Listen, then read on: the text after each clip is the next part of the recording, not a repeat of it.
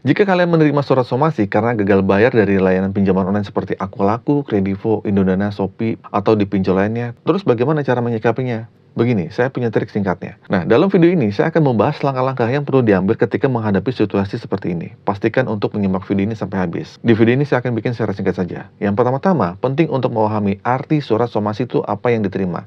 Nah, somasi merupakan pemberitahuan resmi kepada nasabah untuk melakukan pembayaran atau tindakan tertentu. Ini bukanlah pesan WhatsApp atau email biasa, melainkan surat resmi yang mencantumkan tanda tangan, cap basah kuasa hukum perusahaannya, atau kantor avokat yang mewakili perusahaan pinjaman tersebut. Nah, jadi gitu ya. Nah, surat somasi seharusnya bukan hanya informasi yang dikirim melalui WhatsApp atau email yang seringkali hanya bertujuan untuk menakut-nakuti nasabah yang sedang gagal bayar. Nah, isi surat somasi biasanya mencakup teguran untuk segera melakukan pembayaran, disertai dengan batas waktu yang telah ditentukan. Nah, selain itu, jumlah hutang itu harus diselesaikan juga tercantum di dalamnya, ya. Di surat itu pun tertulis. Terdapat pula lampiran berupa surat kuasa dari direksi yang memberikan wewenang hukum untuk menyelesaikan perkara ini. Nah, jadi gini nih, penting untuk memahami setiap detail dalam surat somasi yang dikasih pinjol ini nih, dari desi pinjol ini. Dan penting juga kalian mengambil langkah-langkah yang sesuai untuk menanggapi situasi tersebut. Dari penjelasan sebelumnya, penting untuk diingat bahwa surat somasi harus diterima dalam bentuk fisik, bukan melalui pesan WhatsApp atau email. Jadi bagi yang menerima pesan dari desi pinjol ini atau layanan pinjaman online ini, yang menyatakan surat somasi melalui email gitu atau dari WA gitu, sebaiknya dianggap sebagai hoaks aja ya.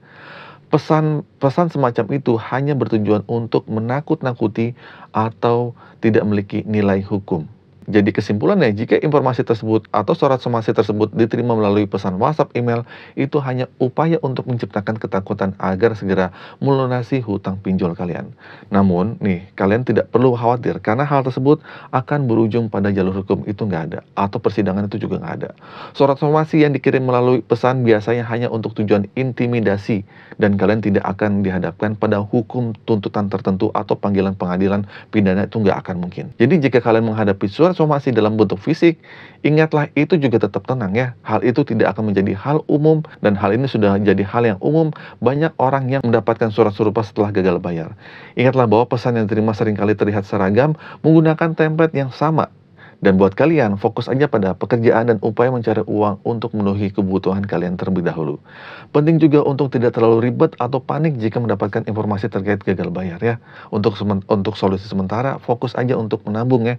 Nah, jika ada kelebihan uang, tentu bisa digunakan untuk melunasi hutang mungkin nantinya. Namun jika tidak ada, ya udah jangan terlalu maksa. Ya, ingatlah untuk menjaga keseimbangan antara kebutuhan sehari-hari dan tanggung jawab keuangan kita. Sekian informasi singkat kali ini tentang surat somasi.